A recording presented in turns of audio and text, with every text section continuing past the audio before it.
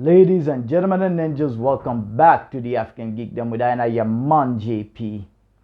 Today we're here to review a Netflix crime thriller entitled In His Shadow. It's a French movie, and in French it's called Le Roi des Ombres, which means the King of Shadows, which sounds like a much more awesome movie than In His Shadow.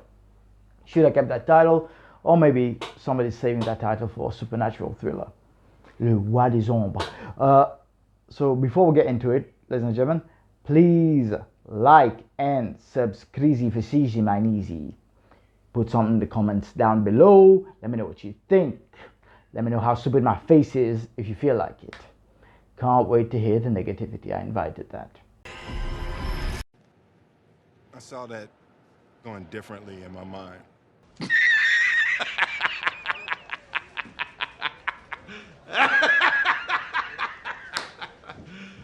Le Roi des Ombres, In His Shadow. Synopsis.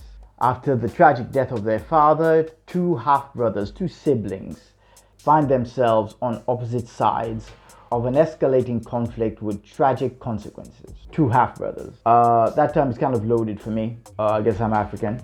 Seychelles. I believe that is in the American synopsis. I'm curious about the French interpretation of this. Half brothers kind of implies we're not brothers. Personally, if you don't know, you wouldn't know. I've never used the term. My dad has other kids with other women. They're my brothers. They're not my half brothers. I don't half. A brother's a brother. So just get that grab of the way. I suppose it's an American, a Western versus the rest of the world thing. Just like I saw a video of an African American, a black man, saying that he doesn't like it when Africans say nigger. Oh well, sorry about that. My nigger. Okay, fine. Weird gripe to put in a review. Discard it. I will not be removing it. Let's get straight into the review of In His Shadow. So this movie directed by Marc Fouchard. Directed and written by Marc Fouchard. I'm not familiar with this director. I tried looking up some of his filmography. Nothing I've watched really. I don't think it's anything I've watched. And on IMDb the rating is 4.8 out of 10. Little low. 712 reviews. A little low. Because I quite like this movie. It stars our two leads played by Caris, single name, is a rapper, playing the big brother Ibrahim, and Alsane Jiong as the little brother Adama, who's from a different mother. So I like this because it's very layered and it leans a bit into African culture. Wonder why, that's probably why it got such low numbers. People don't like that, but I understand. And yes, the little brother Adama, or let's say everything is rosy at first between Ibrahim, his mom, his dad, until his dad goes back to the old country and brings back a second wife. So, and then we have Adama being born, and then there's an accident and Adama loses his sight, and Adama's mom blames Ibrahim's mom because she believes in witchcraft, that Ibrahim's mom put a curse on her son. That's why he's blind. And this really touches close to home for me because people here in Seychelles, I'm not superstitious, obviously. I'm what people describe as an atheist. I don't like calling myself that, humanist. But people really still believe in some of this shit, man. I got into it maybe last year with one of my boys because he believes I was trying to curse him or something. Because my family was way deep into that back in the day. My great-grandma, that's how she made her living. So yeah, this really touches close to home because if people know, like they know that you have a background or your family was into this stuff, they tend to blame you for some shit. When shit goes wrong with their lives, it's like, it's fucking him. He fucking did it. But really, nah. For me, I don't fuck with religion, no way. To me, it's all superstition.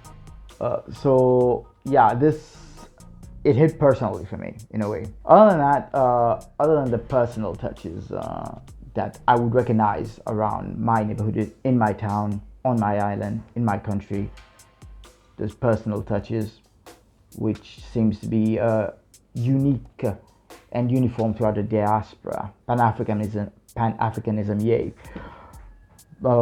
Yeah, the story itself was layered with great performances.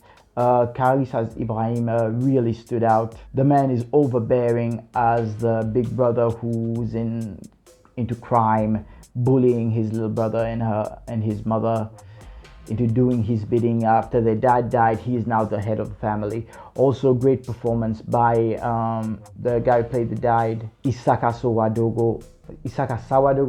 I'm not familiar with the actor, but good job all around. I watched this with my mom and my wife, and we actually all quite enjoyed it and got into it. It felt very personal, and I don't know, maybe I ought to look into this director. Maybe he has African roots or something, because a lot of the stuff he's touched on, the subtle nuances, yeah, felt very familiar, which is probably why I'm probably rating this higher than other critics. All in all, good movie. It escalates. It's not a big movie, but it probably had a very modest budget, but it escalates to a fever pitch, and you don't know where this is going to go or how bad things are going to get for our major players. And I found myself really, I was clenched up, hoping that things don't get worse like for Adama, but nothing is as clear cut as it should be. My man Ibrahim, played by Karis, is basically a dictator for his family, really overbearing. I don't know if I'd be able to live with somebody like that. God damn. Solid effort as a movie, as a piece of art. Solid effort. I really liked it. You know, I'll give this. I'll give it a 6 out of 10, which is a summertime. It's a summertime affair. It's worth your time. I suggest you look it up on Netflix. I don't know if there's a dub. I watched it in French. We speak French. And yeah, I definitely give it a high recommend. Yeah, as a streaming movie, it's very good, beyond what I actually expected. As per usual, Pan the African Geekdom. This has been me, your man JP. Live long and prosper. May the force be with you.